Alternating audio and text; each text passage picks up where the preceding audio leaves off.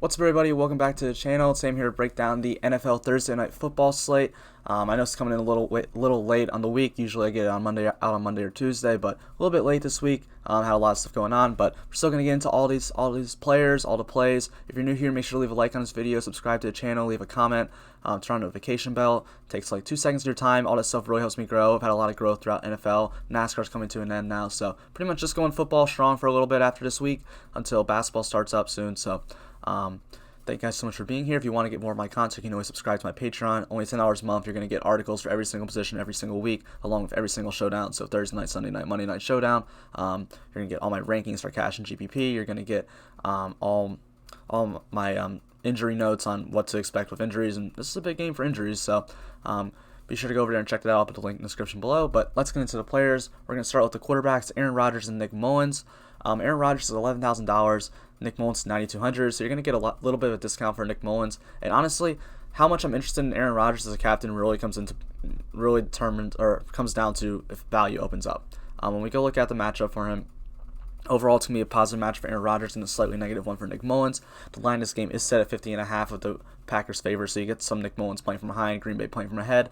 The 49ers have been and these are both been kind of tough matches for opposing quarterbacks. Not anything to worry really too much about. 49ers been allowing the 20th most points to opposing quarterbacks, and the Packers has allowed a 23rd. I'd like Aaron Rodgers as a captain if some of the value opens up that we'll talk about when we get to the running backs. And Nick Mullins, probably not going to go there at captain, but if I am putting like Brandon Ayuk or any other receiver for San Francisco at my captain, I think that I would play Nick Mullins, but Nick Mullins is probably more of a maybe for me. I like Aaron Rodgers as a flex play for sure, depending on value. Depends on if I really want to go to him as a captain, though. Now we'll transition over to the running backs, where this is all going to come down to if Aaron Jones plays. So Jamal Williams and A.J. Dillon are out because A.J. Dillon got COVID and Jamal Williams was in close contact, and since it's a Thursday night game, he can't play. So neither of those two are playing. Aaron Jones has missed the last 2 games, and he's still questionable, and he's still been limited in practice, so that's not really the best spot in the world, best thing in the world to look for. So if Aaron Jones misses, you have Tyler Ervin and Dexter Williams as the backfield for Green Bay, and they're each $200 on Draftkings as a flex play. It's the minimum you can get, and pretty much playing one of those guys is going to open up absolutely everything. And Tyler Ervin's questionable as well, so he could miss, and it could just be Dexter Williams. But I'll probably have exposure to both if they're both active. But yeah, so those guys are going to open up everything. You can literally play anybody you want at captain, pretty much any player you want, and anywhere. So if Aaron Jones is out, you kind of have to play these guys. Yeah, it's a tough matchup for running backs. Like, look, the 49ers have allowed the least amount of points from running backs on the year this year. It's been a very tough matchup. But the Packers are still favored even without Aaron Jones. I don't think the line's baking in Aaron Jones being out. They're going to be favored over just injury destroyed 49ers team. So they're gonna get the usage at $200. You're probably gonna get at least 10 touches from each of them if they're both active, and that should just easily pay off that salary. They're gonna be in a winning lineup regardless.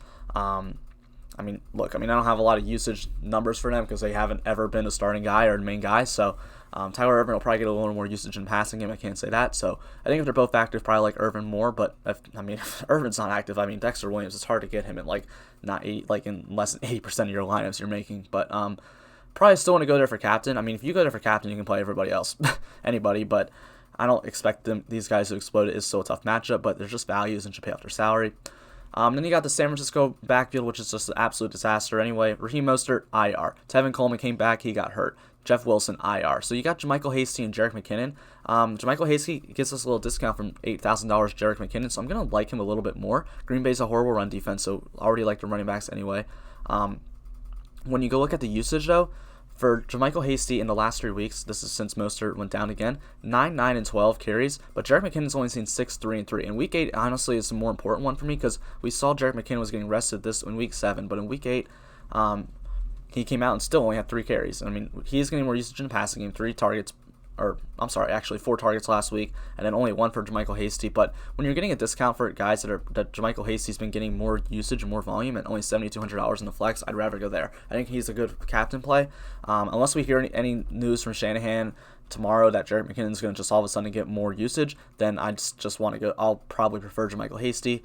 So right now that's really going to make me not really too interested in Jerick McKinnon, but JaMychal Hasty I definitely do have a lot of interest in. It's a fantastic matchup for running backs as well. Did I put Kyle Juszczyk on here because I feel like literally every single time every single time the 49ers are on a showdown slate, that guy somehow scores a touchdown. It just happens. So that's my analysis on that.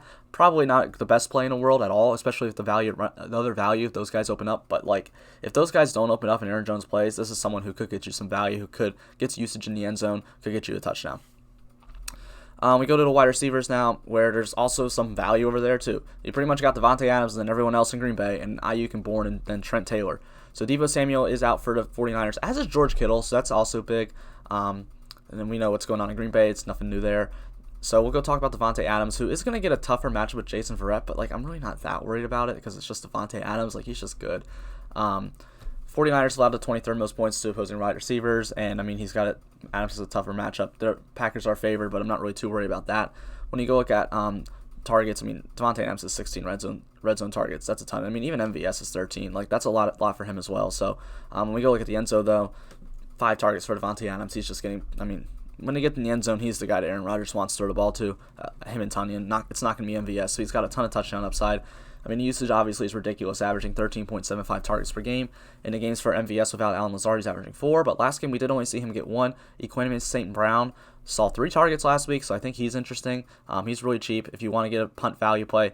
Like these guys I'm going to tell you about, these wide receivers, and even Kyle Juszczyk, I'm only interested in these value plays if Aaron Jones plays. Like, because if Aaron Jones plays, there's no point to even play these guys. Like, it's just play Tyler Ervin and play Dexter Williams and then move on.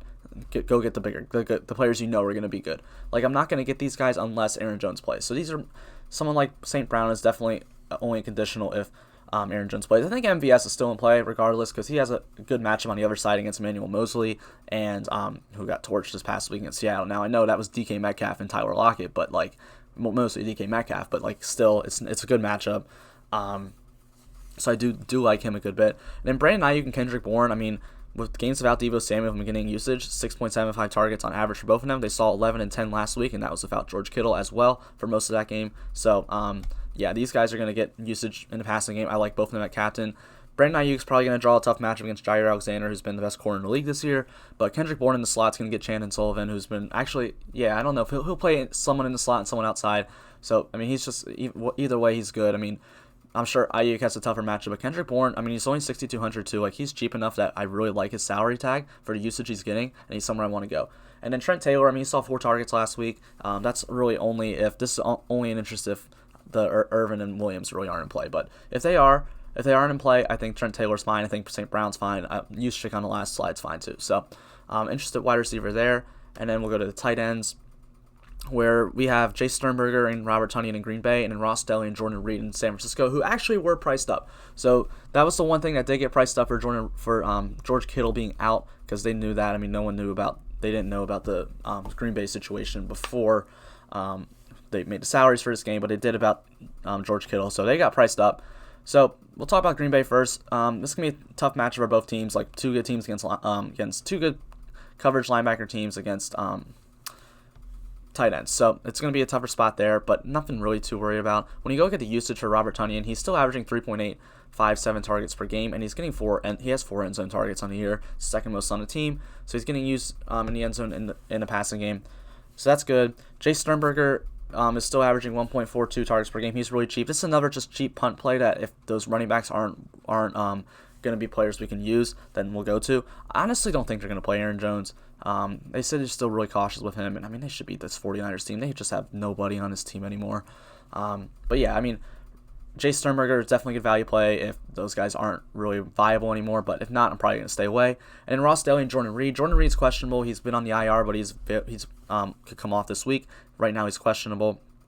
If he plays, I'm really not interested in Dwelly, but Jordan Reed got 6 and 8 targets in the 2 games Kittle missed earlier this year while he was there. If Jordan Reed is out, though, Ross Dwelly probably is a good play because he is the only tight end.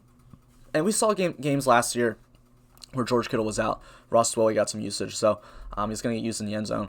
So I think that's a good cheap play. I mean, it's probably a little bit more expensive than I want to go to. If Jordan Reed plays, Ross Dwelly I'm not even any sort of interested in. But if Reed is out, I think Dwelly's fine.